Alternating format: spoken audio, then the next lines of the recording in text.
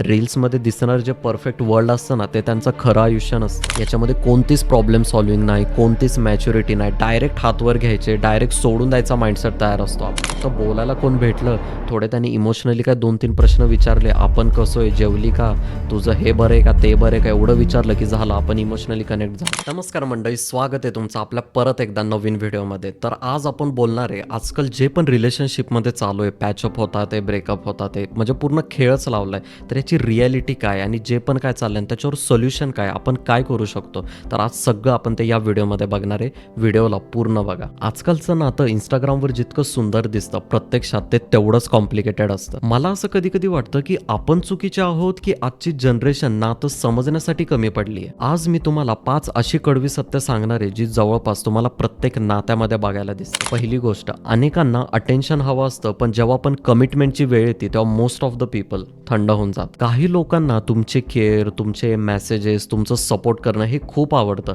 पण जेव्हा पण फ्युचर बद्दल बोलायची गोष्ट येते तेव्हा गोष्टी अचानकच बिघडायला लागतात किंवा तो समोरचा माणूस अचानकच थंड पडतो. रात्रीचं बोलणं, एकदम क्यूट टाईपचे जे चॅट्स होतात, कन्व्हर्सेशन होतात, जे डेलीची अटॅचमेंट असते, पण जशी रिस्पॉन्सिबिलिटीची वेळ आली तसं अचानकच माहित नाही काय होतं, पण अचानकच डिस्टन्स वाढतो. त्यामुळे सांगतो, एक गोष्ट लक्षात ठेवा, अटेन्शन मिळणं म्हणजे हे नातं नसतं. तुम्हाला जर अटेन्शन मिळतंय म्हणजे तुम्ही काय परफेक्ट कपल किंवा तुमचं नातं हे काय परफेक्ट नाही. वर्ड्स आणि ऍक्शन जेव्हा एकत्र दिसत आहेत तरच तुम्ही समोरच्या व्यक्तीवर 100% विश्वास ठेवू शकता. जिथे कृती नाही तिकडे नातं सुद्धा नसतो. काही लोक फक्त बोलत असतात, येड्यामध्ये काढायचा प्रयत्न करतात, पण त्यांच्या जाळ्यामध्ये अजिबात अडकू नका. दुसरी गोष्ट, कंपॅरिझन नात्यातली शांतता मारून टाक. आजकालचे आपण जे इंस्टाग्रामचे परफेक्ट कपल आणि त्यांचे जे रील्स बघतो ना, तर तिथून आपलं एक अनरिअलिस्टिक एक्सपेक्टेशन तयार होतं की ह्याने पण मला तसंच ट्रीट करायला पाहिजे, ह्याने पण मला सरप्राईज द्यायला पाहिजे. तुमचा पार्टनर विचार करत बसतो की यार मी काही जरी केलं तरी ह्याला कमी का वाटतं. रील्समध्ये दिसणारं जे परफेक्ट वर्ल्ड असतं ना, ते त्यांचं खरं आयुष्य नसतं. तिथे ऍक्टिंग असते आणि ही रियालिटी आहे. नात्याची तुलना दुसऱ्याशी अजिबात करू नका. तिसरी गोष्ट, सगळं इझी असेपर्यंत लोक साथ देतात, जसं काहीतरी एफर्ट घ्यायची वेळ येते सगळे लांब जातात. तुमचं बोलणं, भेटणं, हसणं हे खूप सगळं क्यूट वाटतं आणि जेव्हा एकदम सगळं स्मूथली चालतं तेव्हा तुमचं नातं एक स्ट्रॉंग नातं दिसतं. पण एक छोटी मिसअंडरस्टँडिंग झाली, एक छोटी भांडणं झाली, थोडासा ताण का नाही आला तर लोक बोलतात की बस मला आता नाही राहायचं. याच्यामध्ये कोणतीच प्रॉब्लेम सॉल्विंग नाही, कोणतीच मॅच्युरिटी नाही. डायरेक्ट हातवर घ्यायचे, डायरेक्ट सोडून द्यायचा माइंडसेट तयार असतो आपला. भांडणं म्हणजे नातं संपणं नाही, भांडणं म्हणजे तुमच्या नात्याची परिपक्वता असते की भांडणं झाल्यावर तुम्ही परत किती लवकर येता. प्रॉब्लेम मध्ये सोडून जाणारा माणूस तो कधी तुमचा नव्हताच. चौथी गोष्ट, अटॅचमेंट खूप फास्ट होतं आणि अंडरस्टँडिंग झिरो. आजकाल 8-10 दिवसाच्या ओळखीवर लोक इमोशनली कनेक्ट होतात, त्यांना त्यांची आठवण यायला लागते, पण त्या व्यक्तीचा स्वभाव कुठं ट्रिगर होतो, त्याचा किंवा तिचा कम्फर्ट झोन काय आहे, या गोष्टी आपल्याला काहीच माहित नसतात. फक्त बोलायला कोण भेटलं,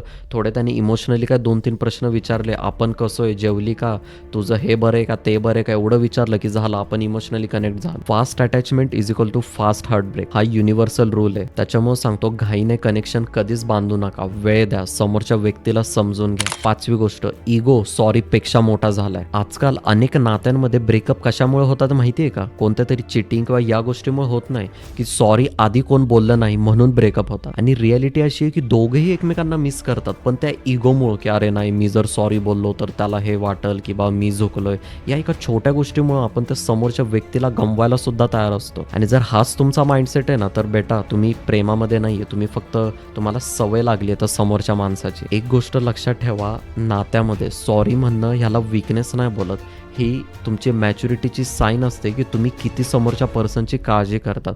तुम्हाला किती भीती आहे की समोरचा पर्सन मला सोडून न जावं. आणि ज्याला ही भीती असते ना, तर त्याला सॉरी म्हणजे ह्या गोष्टी बघायची पण गरज नसते. खरं तर तो 1 वेळा नाही 100 वेळा सॉरी बोलणार का, कारण त्याला ती व्यक्ती महत्वाची असते. इगोने खरं सांगू तर खूप सुंदर सुंदर नाती तोडली. त्यामुळे तुमचं या छोट्याशा फालतू गोष्टीमुळे तुमचं नातं तुटू देऊ नका. मला असं वाटतं की आजच्या नात्यांमध्ये प्रेम कमी नाही, प्रेम खूप आहे, पण जी पेशन्स, मॅच्युरिटी, जी अंडरस्टँडिंग लागते ना, ती पूर्णपणे झिरो झाली. आपल्याला परफेक्ट व्यक्ती अजिबात नको, समजून घेणारी व्यक्ती पाहिजे. आपल्याला मूवी टाईप प्रेम सुद्धा नकोय, शांत, स्थिर आणि मनाला आधार देणारी व्यक्ती पाहिजे. तुम्ही व्हिडिओला इथपर्यंत बघितलं त्याच्यामुळे तुमचं खूप खूप धन्यवाद. आणि आता तुम्ही मला सांगा, या सगळ्या 5 पॉईंट मधला कोणता जरी पॉईंट तुम्हाला रिलेट झाला असेल तर कमेंट करून मला नक्की सांगा.